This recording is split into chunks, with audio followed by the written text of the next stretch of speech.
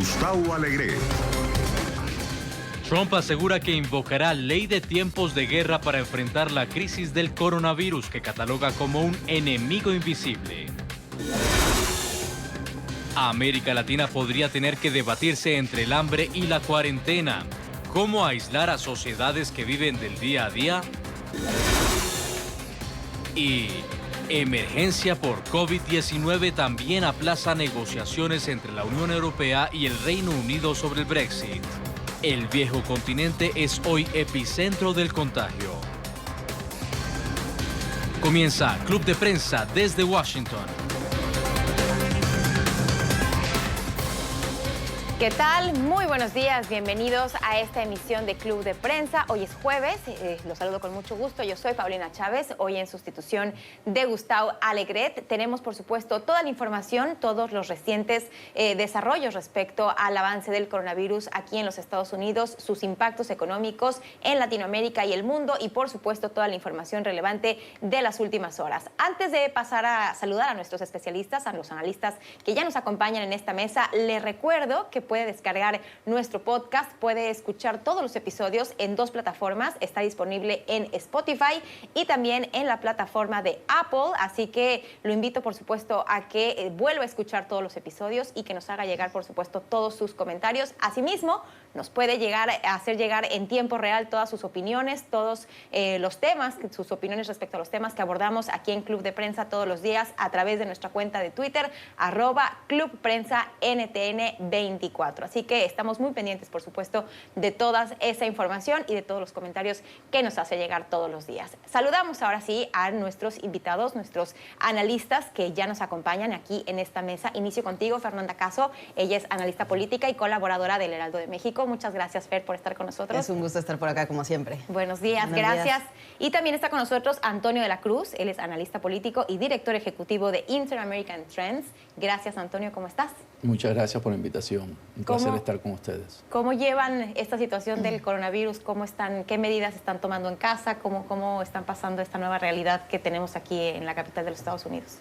En cuarentena, como la gran mayoría, ¿verdad? Respetando lo que recomienda el CDC, básicamente, aunque realmente tratando de salir a comprar comida, porque si se permite, vivo en la área de Frenchy Heights, están ahí tiendas, pero solamente puedes comprar para llevar comida a la casa, no te puedes quedar en el lugar. Entonces, en ese sentido, bastante leyendo y disfrutando de la compañía. De la familia. ¿Tú, Fer, cómo la pasas? Pues un poco similar, todavía los espacios abiertos siguen siendo permitidos, entonces no estamos como en algunos países de Europa en los que ya es el confinamiento absoluto dentro de la casa, pero sí evitando el contacto social de manera completa, digamos, y cuando se tiene que dar, como en casos como este, buscando que haya una distancia, pero la verdad más bien preocupada por los efectos que esto va a tener, ¿no? Independientemente de si se toman buenas medidas o qué tan restrictivas, sabemos que va a haber efectos, la duda es el nivel, ¿no? Y qué tan fuertes van a ser. Y creo que eso es algo que a todos nos tiene preocupados, ¿no? Como vemos estas imágenes de lo que está pasando en Europa, en China, y pues no sabemos cómo nos va a afectar a América.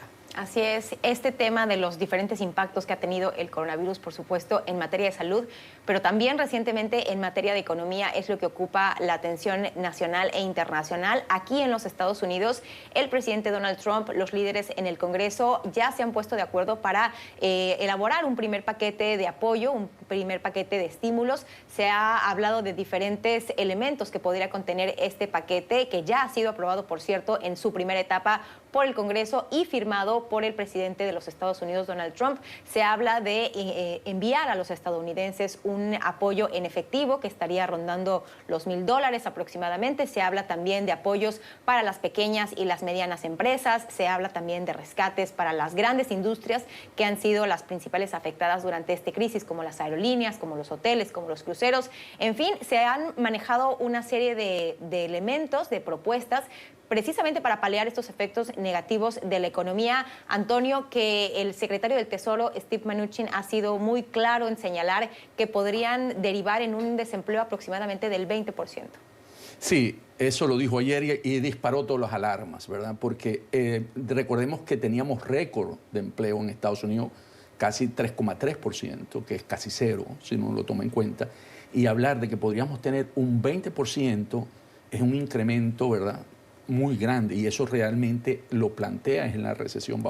Ya se ve desempleo en el sector de restaurantes, en el sector de servicios.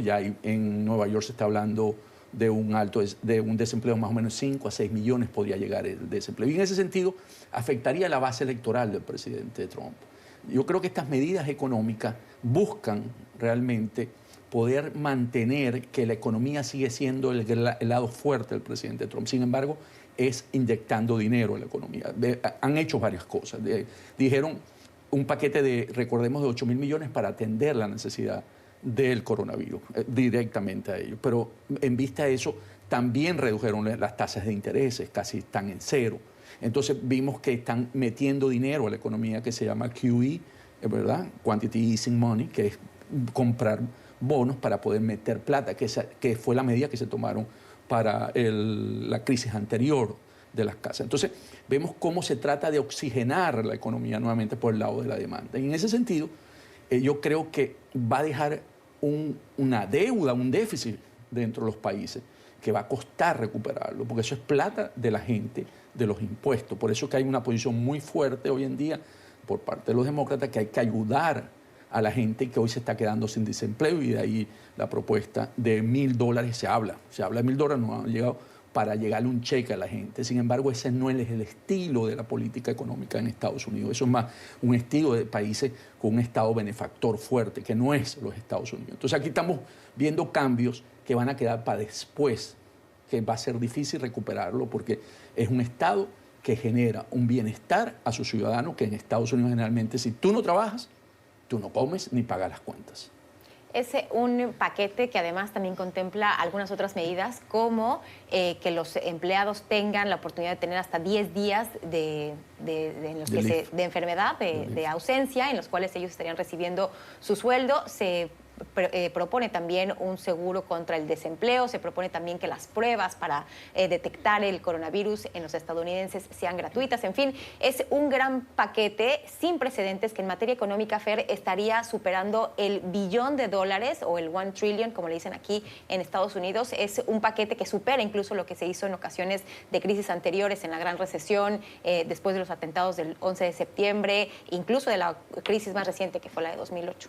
Sí, bueno, llama primero la atención que todas estas son propuestas que se han venido planteando desde hace mucho por distintos actores de la política norteamericana, ¿no? Si se las presentamos a una persona, por ejemplo, en Europa y le decimos, bueno, es que en Estados Unidos se está discutiendo si debe o no ser gratuito el sistema de salud o que te hagan una prueba de coronavirus, a la gente le parece escandaloso, ¿no? Les parece como evidente que eso tendría que ser parte de los servicios públicos que ofrece un gobierno.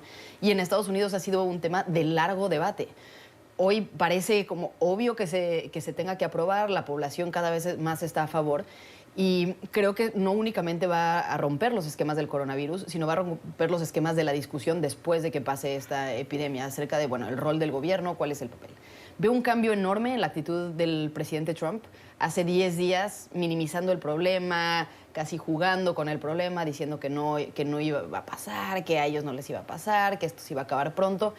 Y poco tiempo después, asumiendo una actitud muy seria, incluso su semblante en las conferencias de prensa es otro. Y creo que esto muestra mucho de cómo está viendo los impactos que va a tener en materia económica, de los efectos que esto puede tener el sistema de salud. Y creo que sí debe ser una señal, no de alarma para el resto del mundo, pero sí debe ser un primer foco amarillo para todos los países que están todavía 15, 20 días atrás en el desarrollo de la epidemia. Y también sobre todo un cambio en los republicanos, porque todo este tipo de medidas que estamos discutiendo ahora de hacer los rescates por parte del gobierno, esta intervención gubernamental en la economía, el hecho de darle a los trabajadores estas condiciones de que estén pagados el seguro de desempleo, que tengan su sueldo, que mantengan su sueldo a pesar de que se declaren enfermos y se tengan que ausentar del trabajo, son cosas que los republicanos tradicionalmente se han opuesto, han favorecido que pues el libre mercado sea el que regule todo, pero estamos en un año electoral, Antonio. ¿Crees que eso es, digamos, uno de los elementos que están considerando para tirar por la borda esas convicciones? Totalmente. Y ahora abrazar este tipo de propuestas? Totalmente. Yo creo que el impacto del coronavirus pone en riesgo la reelección de Trump. Realmente creo hoy que si Trump no maneja bien esta crisis, pierde la elección de noviembre. porque la gente se lo va a cobrar es a Trump. O sea, si nosotros vemos que esto se extiende, como dijo en los últimos 2 días, que esto puede ir hasta agosto, ¿verdad? Habló julio y agosto. Vamos a estar muy cerca de la elección. Vamos a estar apenas a 3 meses de la elección presidencial. Y en ese sentido, si no logra mostrar realmente capacidades para poder resolver la crisis, se lo van a cobrar. Aquí hay una experiencia de manejar crisis que yo recuerdo siempre como muy fuerte, que fue la de Churchill, Winston Churchill en la Segunda Guerra Mundial. Él la gana y pierde la elección con Alston, el laborista.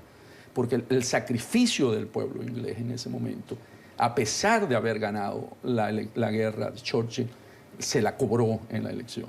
Entonces, y venía todo ese paquete del Estado benefactor.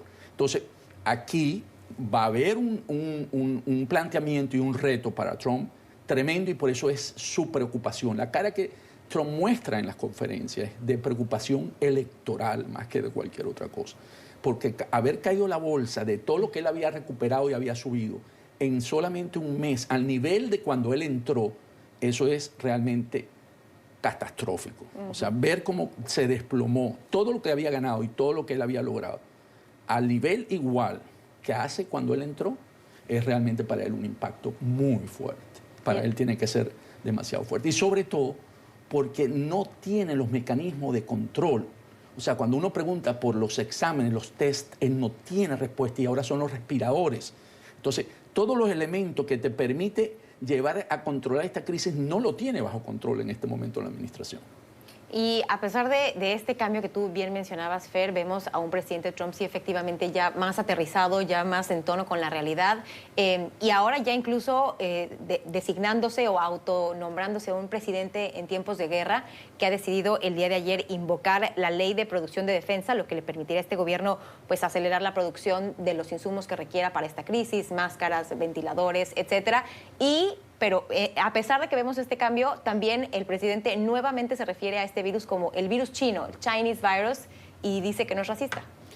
Creo que esto forma parte, tenemos que entenderlo también dentro de su campaña, en la que tiene que decir que este es un ataque del exterior. No puede ser algo que se haya manejado mal internamente, porque eso implicaría que su propia administración ha tomado malas decisiones. Y es algo que no se puede permitir si está volviendo a pedir el voto.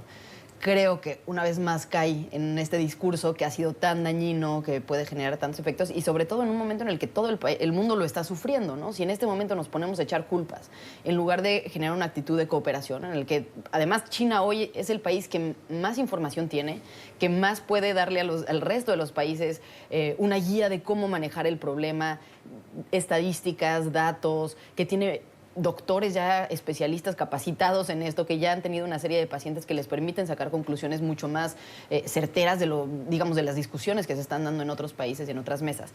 Si no se hacen estas alianzas, si hoy Estados Unidos no fortalece su relación con China en lugar de distanciarse, pues claro que puede ser un problema no solo en la relación bilateral, en cuestiones económicas, sino en la forma de enfrentar esta crisis, ¿no? Es más, China es el mayor productor de todos los insumos médicos que necesita Estados Unidos y el mundo para operar. Si China está empezando a reactivar su economía para que estas fábricas, para que estas empresas puedan volver a producir, pues el resto del mundo vamos a estar dependiendo un poco de lo que esté pasando allá y de las directrices también que se estén dando en materia sanitaria a partir de la experiencia. En este sentido, creo que pues sí es un error por parte de Trump referirse de esta manera, tanto por lo que está mal simbólicamente, éticamente, pero también por lo que está mal en términos prácticos. Y sobre la ley, ¿verdad?, que tú mencionaste en tiempos de guerra, que se invocó en la guerra de Corea. Básicamente lo que pasa aquí es que el compra americano, hoy en día, ante la globalización, las cadenas de suministro están conectadas. Y como decías tú, Fernanda, hay las partes para construir un respirador que podría hacerse en Estados Unidos, viene de China. Entonces, hoy, desvincular esas cadenas de suministro y producción ante lo que está sucediendo va a costar. Entonces, siempre va a depender del suministro chino. Y construir esas capacidades internas va a tomar tiempo. Entonces, por eso no es fácil. Porque más son respiradores, pero también son mascarillas, sí, son guantes de látex, son son jeringas, todo eso se hace en China. En China. Entonces, dependemos, el mundo entero depende hoy de China. Porque es la gran fábrica del mundo, China. China se convirtió en la gran manufacturadora del mundo. Pero la información que tenemos hasta el momento es que el presidente no va a ceder en restricciones arancelarias, en imposición de aranceles. Efectivamente no va a... Pero eso lo va a tomar tiempo. Y entre más tiempo tenga, más difícil para la elección. Él tiene ahí un trade, ¿verdad? Un trade-off entre hasta dónde sostengo esto, porque si no se me revierte y se lo van a culpar a él, va a ser el que va a cobrar esta crisis al final en el voto del ciudadano a pie. No, y además hay un tema interesante. El día de ayer se dio a conocer que en Wuhan, en el epicentro de este brote donde surgió el ahora ya muy conocido coronavirus, que ahora está por todo el mundo, es la primera vez que se reportan 0 casos. O sea, ya no hubo contagios. Es la primera vez desde que empezó esta pandemia ahora en la que por fin se ve un poco esta luz de esperanza. Se ha reportado también que hay ya un avance significativo en el desarrollo de la vacuna, aunque claro que tomaría todavía bastante tiempo, pero bueno, hay progreso que se está llevando a cabo en China y es una experiencia invaluable, no solamente para los Estados Unidos, sino para otros países que se están viendo afectados por esta situación. Sí, sin duda, creo que es un momento en el que también todos tenemos que tener humildad, pero particularmente los jefes de Estado, y entender que es un nuevo reto, es algo que se está explorando y es algo que para los jefes de Estado es difícil de asumir, pues sobre todo para muchos de ellos que están acostumbrados a tener el control total, a tener un poder enorme.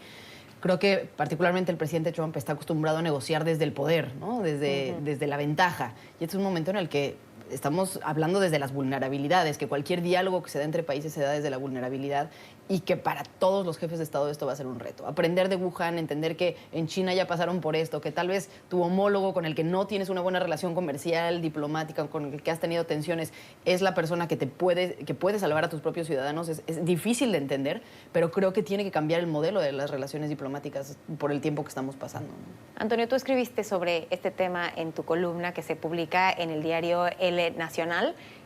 Cuéntanos cuál es tu perspectiva sobre el impacto del coronavirus en el mundo y en Estados Unidos, por supuesto. Básicamente lo planteo desde el punto de vista económico, o sea, veo la parte del impacto en la población, ¿verdad? Y hoy hay 222.642 casos, de los cuales 9.115 han muerto y 84.506 han salido de ahí, ¿no? Esta es data de Johns Hopkins, que la tiene muy actualizada. Y entonces, aparte de eso, veo el impacto económico. Estamos viendo que estamos ya en una recesión, ya es caso base de todos los modelos. En China hay una recesión que no ocurría en los últimos, desde Mao Zedong. En Estados Unidos, desde la gran crisis, ¿verdad? La gran depresión que tuvimos hace 12 años, perdón, el 2008, sí, 12 años.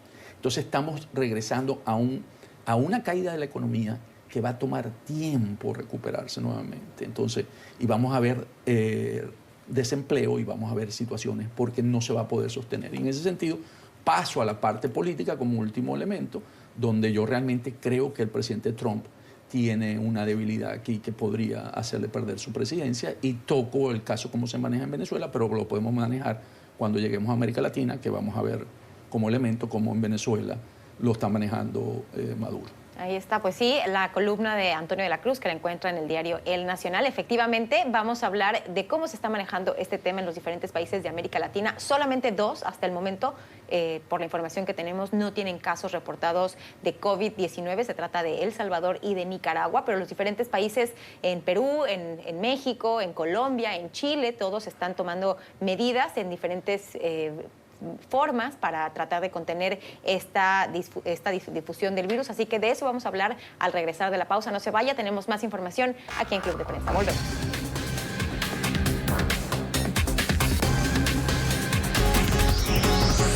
Ya regresamos con Club de Prensa.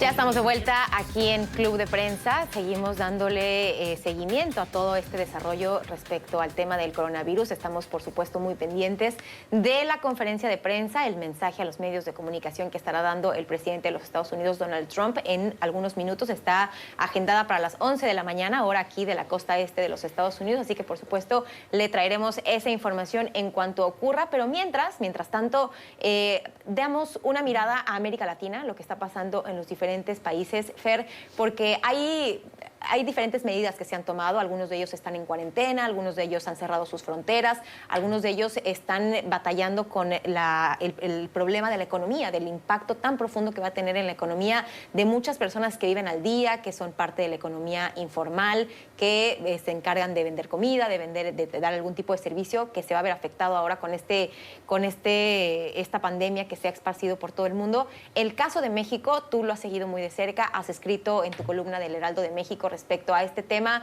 que ha llamado la atención, un manejo, digamos, que va en contra de todo lo que se ha dicho a nivel nacional, de todas estas recomendaciones que se han tomado en diferentes partes del mundo. El presidente López Obrador, pues parece que también, así como estuvo el presidente Donald Trump en algún momento, no ha querido asumir este tema como una amenaza sumamente preocupante. Sí. Bueno, primero creo que hay que distinguir lo que está haciendo el sector salud contra lo que está haciendo el presidente de la República, ¿no? El sector salud probablemente está intentando hacer lo mejor que puede, sin un liderazgo claro, sin muchas capacidades, sin un presupuesto que realmente alcance, sin los insumos necesarios, pero está intentando hacer lo que puede, están intentando darle a los médicos la capacitación en la medida de sus posibilidades. Y por otro lado vemos a un presidente al que simplemente no le está importando, al menos en términos públicos. Llevamos 2 días de conferencia de prensa en las que da en las mañanas, en las que dice que él no quiere hablar del tema del coronavirus, habla del aeropuerto, de la construcción del aeropuerto, habla de la venta del avión, habla de las otras prioridades que él tiene en su agenda y no quiere referirse al tema. El fin de semana lo vimos subiendo fotos y videos, casi como provocación.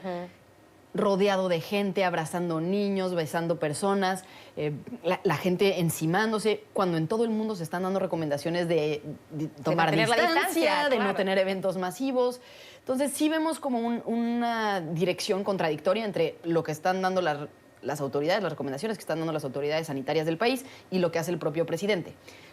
El efecto que esto tiene es que el sector sanitario no tenga el respaldo político que debería tener un momento como este. Entonces, sí hay doctores que están haciendo su mayor esfuerzo, sí hay hospitales que están haciendo su mayor esfuerzo, pero no tiene el respaldo del presidente para que todo el gobierno en este momento se enfoque en la crisis mundial que tenemos. Y creo que eso es lo que está quebrando a todos. Al final vemos a los mayores expertos, vemos a gente como el subsecretario López-Gatell, que había tenido una postura, ¿no?, muy moderada, basándose en evidencia científica. Al momento que se para al lado del presidente, no hay forma de que se mantenga en esa postura de experto que lo habíamos visto, ¿no? Empieza a querer congraciarse con él, casi parecerse con él, diciendo que el presidente casi puede hacer lo que quiera, diciendo que la fuerza del presidente es moral y no de contagio, que a pesar de que tiene más de 60 años no se encuentra en especial riesgo porque él está muy sano.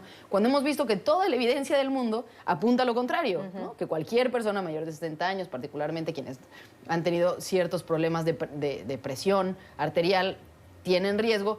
Él diciendo que nuestro presidente está perfecto, que no hay problema que tenga este contacto con la gente, etc. Entonces, creo que es una situación complicada, similar a la que tal vez viven otros países de América Latina. Y es un tema muy particular porque hay que recordar que el presidente López Obrador es un líder sumamente popular, a pesar de que en los últimos días y en las últimas semanas su popularidad ha caído. Él se mantiene como un líder muy popular, con un amplio respaldo de la población, con mayoría en las cámaras del Congreso. Tendría que ser, digamos, ese líder que llevar a toda la gente a asumir este tema con mucha mayor responsabilidad. Sí, creo que es un líder latinoamericano con una posición privilegiada. Es una persona que puede hacer un llamado a la población a tomar conciencia y la gente lo haría, ¿no? Creo que sí sería un motivo de unidad y simplemente está decidiendo no asumir ese rol y más bien el continuar con su propia agenda política. Y creo que aquí entra en juego un poco lo que hemos estado hablando, lo que se ha dicho en los medios, que es, bueno, sobre qué se están tomando las decisiones. Y hablamos de las pruebas, estas pruebas que han sido tan llamadas y por qué no se hacen más pruebas y por qué no se hacen más pruebas. Bueno, la realidad es que hay muchos países de América Latina en las que no hay suficientes pruebas. Y se ha optado por usar las pruebas como mecanismo para definir quién necesita el tratamiento, no para definir cuál es la política pública. Y en ese sentido no hay información suficiente para tomar decisiones sobre la política pública en general, en términos económicos, en términos de distanciamiento social, de cierre de restaurantes. No hemos pasado a la fase 2, bueno, porque tampoco se ha detectado gente, porque no hay suficientes pruebas. En ese sentido, creo que los presidentes no están atendiendo suficientemente a la voz de los expertos. Y yo aprovecho para hacer una corrección. Antes de ir a la pausa señalaba que había 2 países en América Latina que no tenían contagios, lo cual ya la realidad y el virus avanza tan rápido que eso ya no es correcto. En Nicaragua y en El Salvador también ya se han reportado en cada uno de ellos un caso, Antonio, junto con otros países. Perú, que tiene una de las cuarentenas más restrictivas en América Latina y que además pues tiene que lidiar con el efecto económico. Muchas de las personas trabajan en una economía informal, no cuentan con un acceso a un sistema de salud, no tienen este respaldo en esa materia gubernamental o esa red de apoyo que viene de parte del gobierno que sí tienen, por ejemplo, en la Unión Europea, en países como Italia o como España, que aún así vemos que están batallando y que están pasando un momento muy difícil. ¿Qué podemos esperar de países que no tienen esta infraestructura aquí en América Latina? Sí, para América Latina es un reto para el sistema de salud público, ¿okay? Básicamente el sistema de salud público en América Latina ha sufrido desde el punto de vista de los recursos. Entonces, si no tienes un buen sistema de salud público, que es más o menos como América Latina ha venido manejando, que no pasa aquí en Estados Unidos, porque aquí no hay un sistema público, sino un sistema privado, que es lo que básicamente ha costado también. Porque en Europa hay un excelente sistema de salud público que el Estado provee, y en ese sentido puede tomar medidas para la población. En América Latina eso va a estar en prueba. Entonces, ¿qué es lo que ocurre? Ante no tener la certidumbre de cuántos son los casos por falta de test, lo que hace es que se encierran básicamente todos los países. Vemos eso en Colombia, vemos en Perú, lo vemos en Venezuela ha estado sitio, en Perú también casi hay.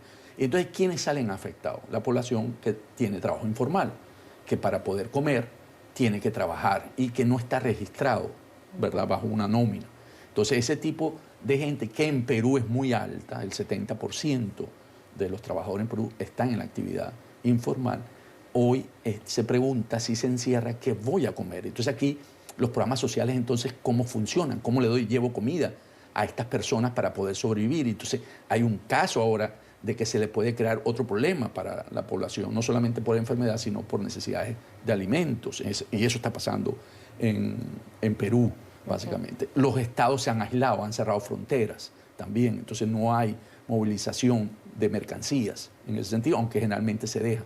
En Nicaragua hay un caso interesante también, un poco como en México. Daniel Ortega ahí ha sido, de una manera también, no le hace mucho caso al virus y hoy estaba planteando una concentración para ir contra el virus, entonces uniendo a la gente. Entonces va a tener un coletazo muy fuerte porque está el virus y el virus en eso se multiplica exponencialmente. Entonces vamos a ver seguro muy pronto, ¿verdad? Claro, tendría que haber la prueba, el test, para poder terminar los casos. Entonces, aquí básicamente es la manera como han tenido que abordar los gobiernos la solución para poder manejar la crisis de incertidumbre que se genera, es aislándose. Bueno, pues ahí está, en los diferentes países de América Latina, por supuesto, la recomendación es seguir muy de cerca toda la información, todo lo que se va desarrollando, las medidas que se toman, actuar con mucha responsabilidad y mantenerse bien informados para tomar buenas decisiones. Seguiremos muy de cerca este caso, por supuesto, en los diferentes países de América Latina, lo seguiremos comentando con nuestros analistas y nuestros expertos, pero ahora hacemos una pausa, seguimos pendiente de este mensaje del presidente Donald Trump, que en cualquier momento estará iniciando, así que lo invito a que se mantenga pendiente con nosotros. Hacemos una pausa por lo pronto y ya volvemos.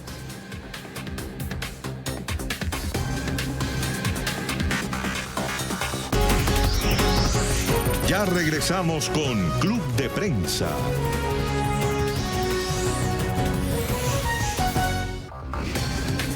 Seguimos con más información. Le reitero, estamos a la espera de este mensaje que estará dando el presidente de los Estados Unidos, Donald Trump, desde la Casa Blanca, como lo ha venido haciendo desde los últimos días, rodeado de su equipo, de su grupo de trabajo, encargado de hacer frente a la pandemia por el coronavirus, el COVID-19, con el cual, pues bueno, está el vicepresidente Mike Pence, el doctor Anthony Fauci, la doctora Birx, en fin, este equipo que se ha conformado y que diariamente está dando actualizaciones sobre las medidas que se estarán tomando y sobre los avances en las negociaciones para estos apoyos económicos que se le estarán dando a los estadounidenses. Así que se espera que en cualquier cualquier minuto el presidente Donald Trump pues nuevamente se dirija a los estadounidenses y al mundo para hablar sobre los avances y sobre lo que está haciendo las negociaciones que se llevan a cabo en el Congreso para dar a los estadounidenses pues este alivio y tratar en la medida de lo posible de paliar los efectos tanto en materia de salud como en materia económica que está teniendo esta pandemia. Nosotros por lo pronto seguimos a la espera, pero pasamos a otro asunto que también tiene que ver desde luego con el coronavirus. Ha impactado, como lo hemos mencionado en las últimas emisiones de Club de Prensa, los diferentes espacios en materia política, en materia económica, en materia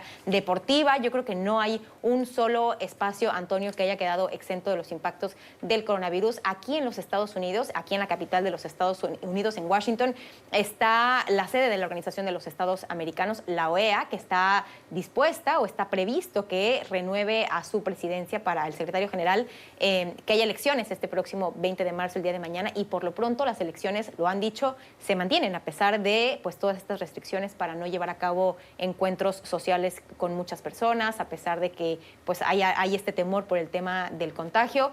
Hasta el momento, lo que sabemos, la OEA mantiene sus elecciones agendadas para el día de mañana. Sí, la mantiene básicamente porque el mismo Consejo no la ha cambiado, el mismo Consejo no se ha reunido para posponerlo. Entonces, como es un mandato del Consejo Permanente, entonces mantienen la fecha y han tomado todas las consideraciones del espacio y se han asegurado de que no el menor impacto posible del coronavirus. Es cierto que ante lo que está ocurriendo a nivel mundial y especialmente en Estados Unidos, de suspender todas las concentraciones, porque aquí recordemos que son 34 países, o sea, más los asesores, más los acompañantes. Entonces podemos hablar de un grupo de 50 y recordemos que la última recomendación de CDC fue más de 10, si más no recuerdo. Esa fue de Trump. El presidente Trump dijo que más de 10. De 10. Hasta donde yo entiendo, la CDC entonces, mantiene 50. Entonces, bueno, ellos están acogiéndose a esa normativa. Y es porque es importante, después del retiro de Hugo de Sela, ¿verdad?, que era el candidato de Perú, llegar a volver a elegir al secretario, ¿no?, en este sentido. Entonces, recordemos que el secretario Almagro en un momento dijo que se hizo la prueba porque había tenido contacto con alguien, ¿verdad?, que había estado cerca de él, y él salió negativo, lo comunicó el domingo en su Twitter, ¿no? Entonces yo creo que aquí la OEA está asumiendo de que deben continuar con las actividades para el nuevo periodo que sería 2020-2025. Y hay que recordar que son 34 los miembros, pero evidentemente hay equipo de apoyo, hay gente que trabaja en la Organización de los Estados Americanos, no serían 34 personas. Para esa elección. Sí. Para esa elección, que es lo que llama la atención. Lo que han dicho es que no va a haber medios de comunicación presentes, o sea que esto será a puerta cerrada, digamos, y que los medios lo podrán seguir vía internet, por live stream.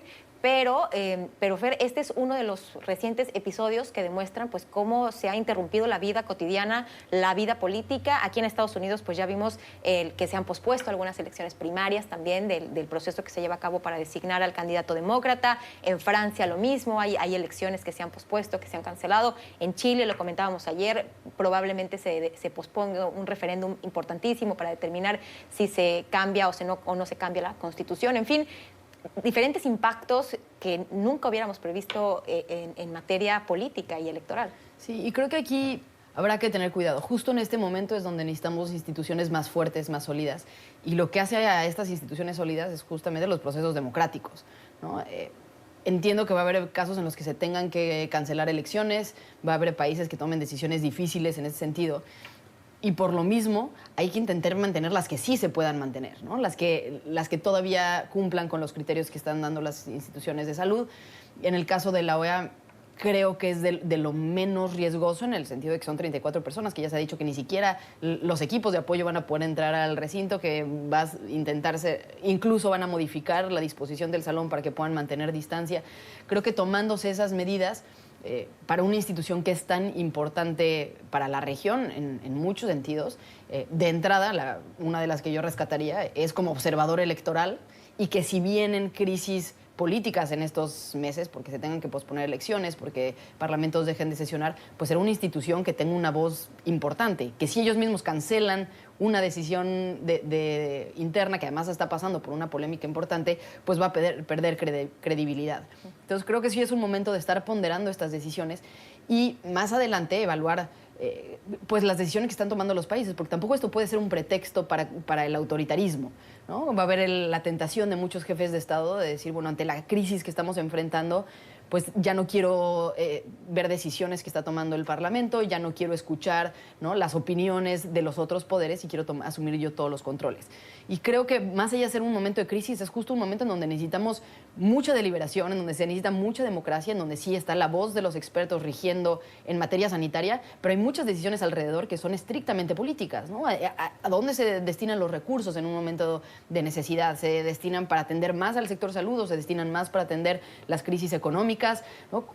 ¿A qué se le da prioridad sobre otras cosas? ¿Los programas sociales se tienen que detener o no se tienen que detener o en qué medida? Y creo que estas sí son decisiones políticas en las que tienen que estar involucrados todos los sectores de la población. Si no queremos que además de ser una crisis económica, sanitaria, se convierta también en una crisis política de la que después pueda ser difícil salir.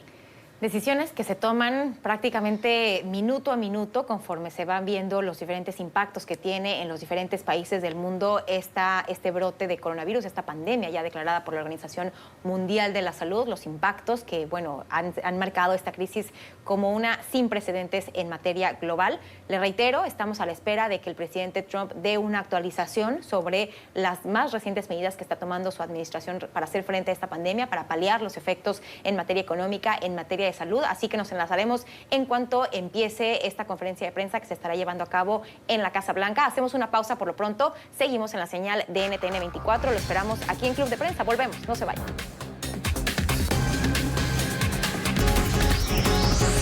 Ya regresamos con Club de Prensa.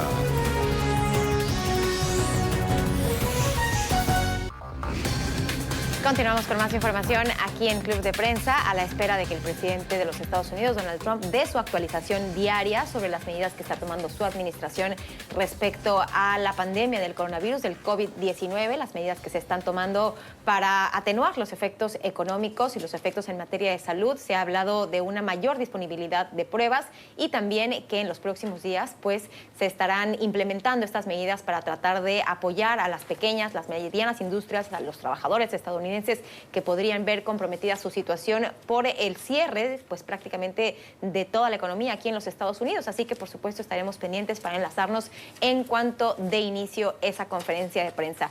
Nos vamos ahora a la Unión Europea y al Reino Unido, que como usted lo sabe, pues han estado en negociaciones ya desde hace varios meses por este tema de la salida de la Gran Bretaña del bloque europeo, lo cual finalmente se concretó hace unos meses. Ahora estamos en la discusión sobre un posible acuerdo comercial que regularía, Antonio de la Cruz, esta relación comercial entre el Reino Unido y la Unión Europea. Se había autoimpuesto el primer ministro británico Boris Johnson el plazo del 31 de diciembre para tener ya detalladas estas medidas o estos lineamientos que se estarían siguiendo para regular la relación comercial, unas conversaciones que pues también debido a los efectos del coronavirus han quedado ya pospuestas.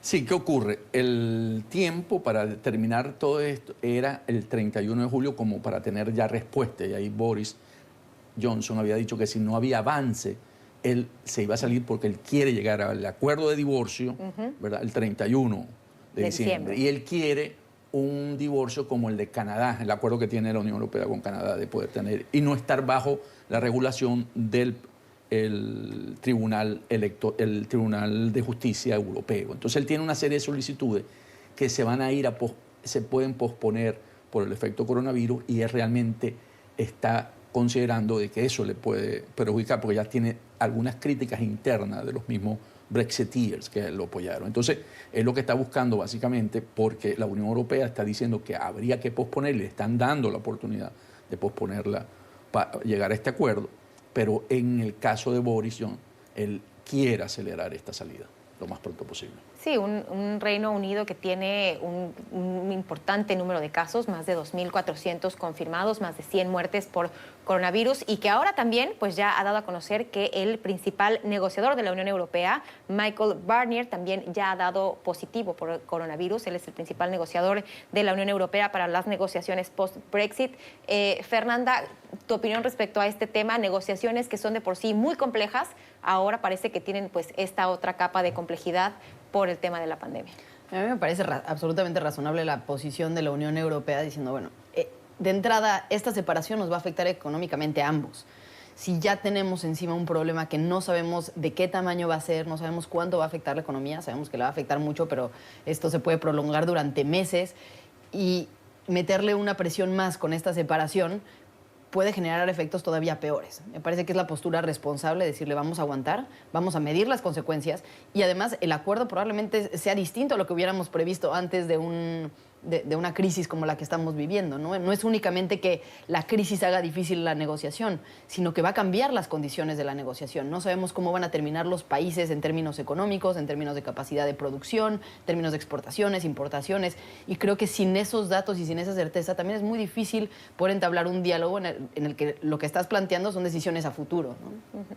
Y otro de los temas también, otro de los impactos que ha tenido el coronavirus ha sido en Israel. Antonio, el presidente se opone a la maniobra de Netanyahu de suspender el Parlamento. Esto pues se ha paralizado prácticamente la actividad en la Cámara, en el Congreso, pese a que la mayoría de centroizquierda en la Cámara pues ha mantenido ahí su oposición a la maniobra de Netanyahu. ¿Nos puedes dar un poco de contexto sobre lo que pasa en Israel? Sí, ¿qué ocurre?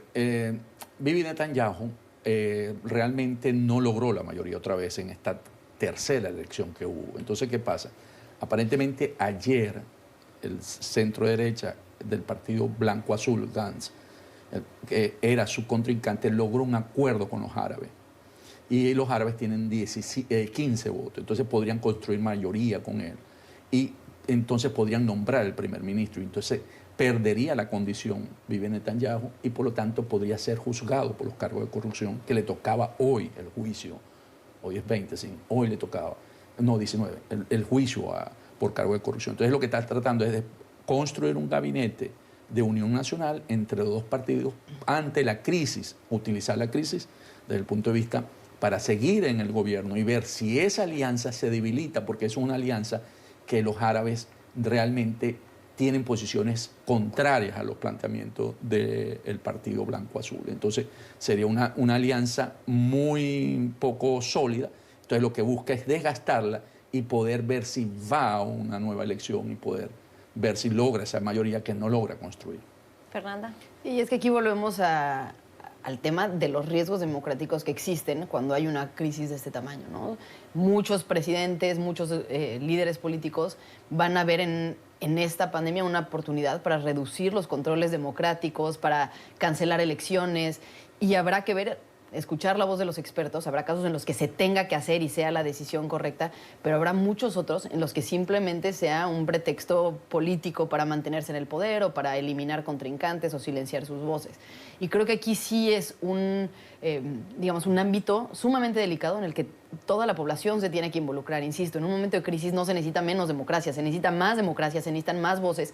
Hoy tenemos mecanismos tecnológicos para que estas deliberaciones se puedan dar en otros espacios, ¿no? Yo veo parlamentos que están decidiendo no sesionar. Bueno, pero es que ¿cuál es la necesidad de hoy sesionar con el mismo modelo tradicional que siempre, ¿no? Si las universidades están pudiendo resolver el problema, si, incluso las iglesias están pudiendo resolver el problema a través de mecanismos tecnológicos, no veo por qué los parlamentos, los partidos políticos, las decisiones de gabinete no se puedan estar tomando, incluyendo a todas las voces de manera colectiva a través de otras alternativas.